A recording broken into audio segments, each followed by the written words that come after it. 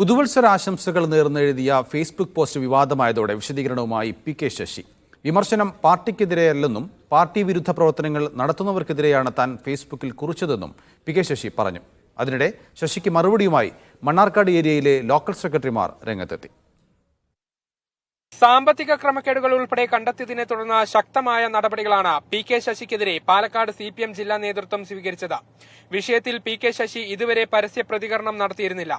ഇതിനിടെയാണ് അദ്ദേഹം ഫേസ്ബുക്കിൽ പോസ്റ്റ് ചെയ്ത പുതുവത്സരാശംസകളിൽ ഒളിയമ്പുകൾ. പ്രസ്ഥാനത്തെ പിടിച്ചുപറിയും കൊള്ളയും നടത്തിയ പണം കൊണ്ട് വെള്ള പുതപ്പിച്ചുവെന്നും കൂടെ നിന്ന് കുതികാൽ വെട്ടിയും ചതിച്ചും സുഖിക്കാമെന്ന് കരുതേണ്ട എന്നുൾപ്പെടെ പോസ്റ്റിൽ എഴുതിയിട്ടുണ്ട്. പാർട്ടിയെ മറയാക്കി അവിശുദ്ധമായ കാര്യങ്ങൾ ചെയ്യുന്നവരെയാണ് ഉദ്ദേശിച്ചതെന്നും പാർട്ടി നേതൃത്വത്തെ വിമർശിക്കുകയാണെങ്കിൽ അത് പാർട്ടി ഫോറത്തിലായിരിക്കുമെന്നും ശശി പറയുന്നു.